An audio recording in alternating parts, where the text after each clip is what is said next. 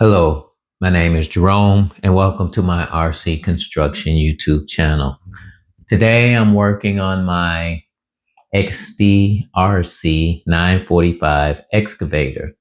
And what I want to do is try to increase the amount of hydraulic fluid flow to the hydraulic cylinders. And my plan for doing this is increasing the size of these hydraulic hoses.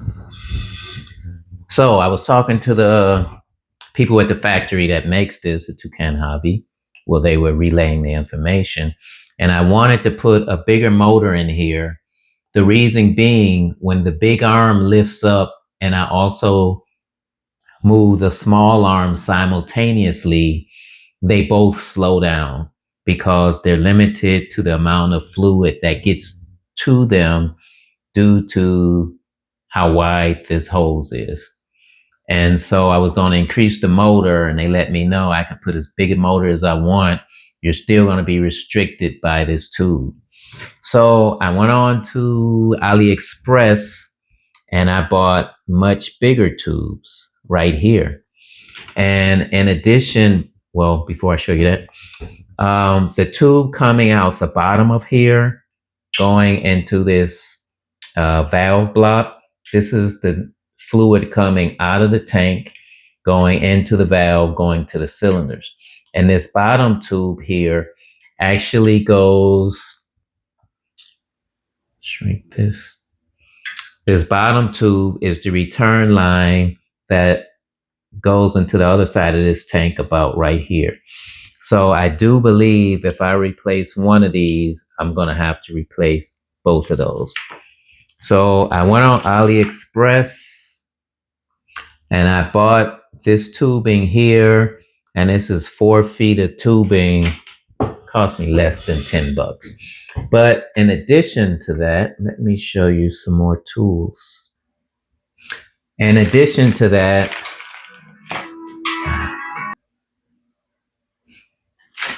all right, in order to make these work, I have some of these connectors, which are 90-degree angles, and some of these, which are just straight. And the 90-degree angle ones, this is what they are, PL6-M5, that gives me this diameter of hose. And the same thing for the ones that are straight, PC6-M5. Let's see. I guess the PL might be for the 90-degree angle. I'm not sure, but these are the packs that came to me. Also, previously, last year, I bought a set of tools in order to do plumbing with hydraulic hoses.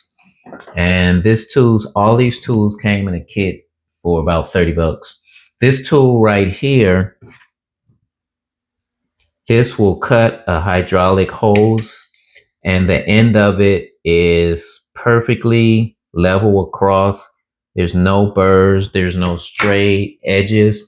And even after I do this, I'll take a piece of sandpaper and just put a little taper on it so that when I slide the collars on from here, it goes on pretty easily. Another tool that's going to be very important in doing this is a heat gun, because this hose is rigid and it's not very flexible. So I have to heat it up with a heat gun in order to, let me show you this. Okay, this is the 90-degree bend connector. So what happens is this hydraulic hose goes through this piece here. And it takes some effort to get it through here, and a heat gun will help on that. But once I get this collar on and push it back out of the way, I have to get this hose, focus, to fit over this nipple right here. And I definitely have to heat it up with a heat gun to make that happen. And then once that happens, I screw this onto it in order to hold them in place. So that was the one tool I had. This tool here is to actually hold the hydraulic hose without damaging it, like this. And they give me different size of these little white pieces, so I have to put one in for this bigger hose, as opposed to using pliers and crimping the hole while trying to push it. And this tool here, I really don't remember what the heck it was for, but I'll figure it out as I go. So that's the plans on what I'm going to do with this today.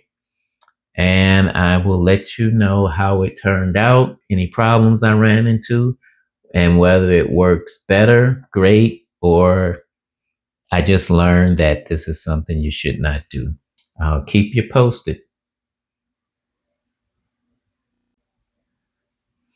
One more thing I have to mention before starting this. All of the hydraulic fluid has to be drained out of here. Otherwise, when I remove this part right here, it's just going to flow out throughout uh, on the body of this floor of this excavator. So what I'm going to do after I drain all of this fluid out as much as I can, I know there's still going to be some left in there. I'm going to take this vent plug out and plug this hole up with a solid screw. That way, if no air can flow in here, no fluid should be able to flow out and make a big mess. Again, that's my theory. I'll let you know how it goes.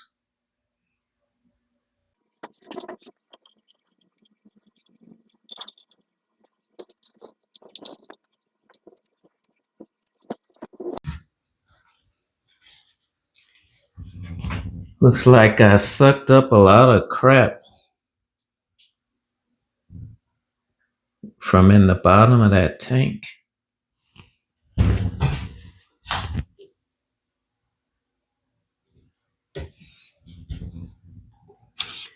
Guess I'll put a fresh.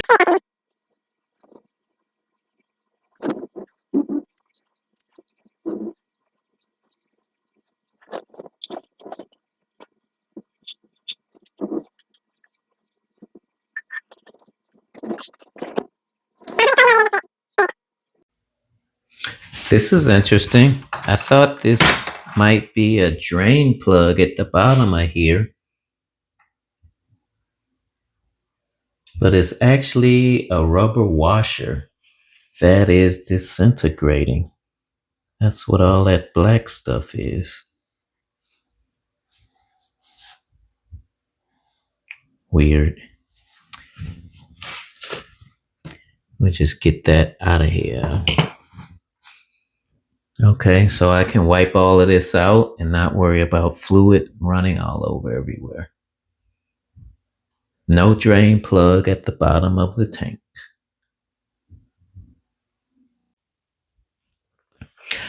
And here is what I thought was a rubber washer, putting a lot of black junk inside my hydraulic fluid, but it's actually a magnet, and this magnet is probably there to capture any metallic parts, pieces of metal, or anything that might come out of the cylinders or the hydraulic valves, similar to how you have magnets in the bottom of your transmission pan. So I'll have to throw this back into the machine. More information to show you. All right. This motor here, I noticed over time I would get small amounts of hydraulic fluid at the base of this tank platform. So there were two long screws. Let me show you those that hold this motor assembly together, and I removed them. So in the bottom of here are two O-rings. And when I received this excavator, XDRC gave me a boatload of O-rings for different things. So I am going to replace those O-rings, And to show you this motor, this is the bottom of the motor. And when I take this motor apart, you can see inside of here. And this little cog here is what spins everything. This piece right here.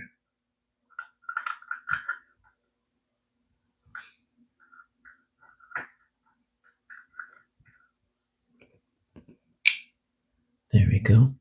So I just want to keep updating you as stuff I learn may become necessary for you in the future. And I will pop out these O-rings.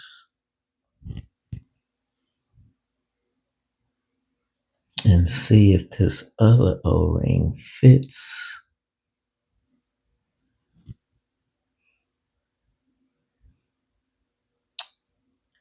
I think it does. It definitely sits higher above the surface. So hopefully that will be a great seal. And I'll keep these old ones just in case for the future. All right.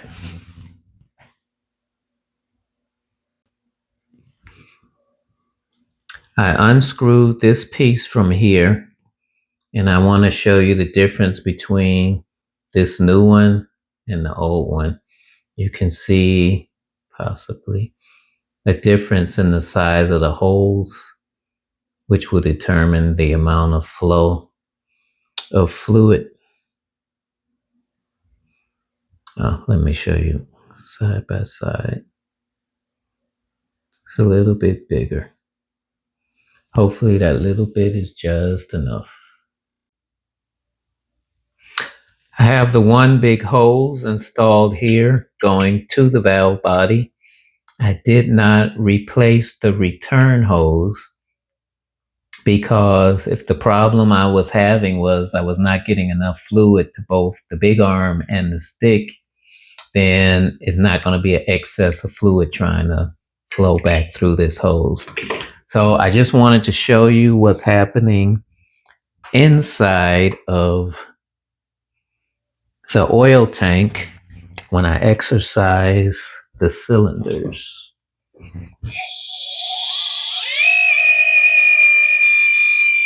If you can see there, that's the return line.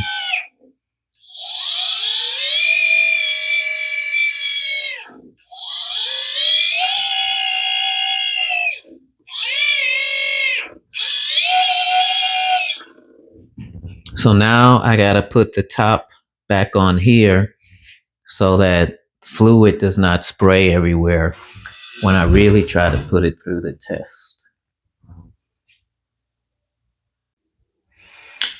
All right, I got everything back together, and I actually did put a larger hydraulic line coming from the valve body as the return line to the tank, because I noticed a modest improvement when I changed the one line. So I changed the second line as well.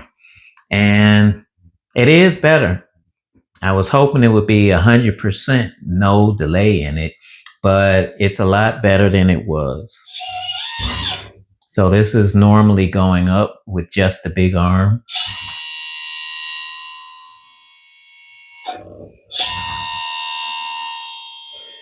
And if I do the big arm and then the small arm,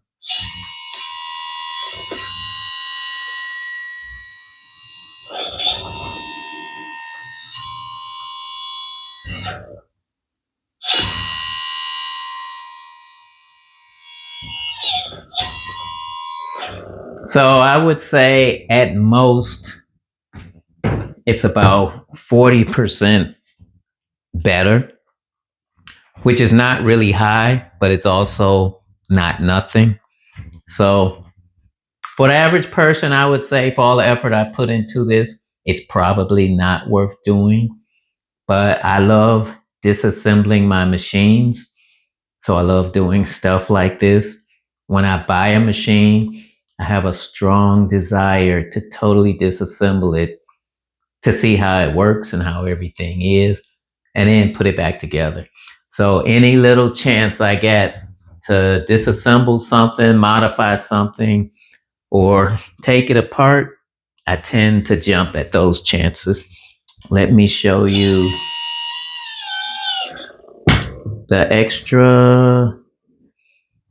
the large return line that I put in here.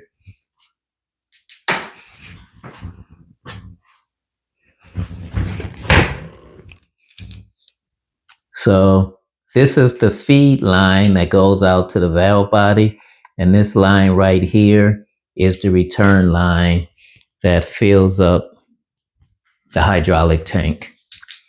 So that is my video for today, my tinkering for today. And I'm okay, satisfied with it. It's about a C modification, but hey, something to do. Anyway, that's my video for today. If you like what you saw, click like. Hope you learned something from my disassembly of this whole pump system. And feel free to subscribe.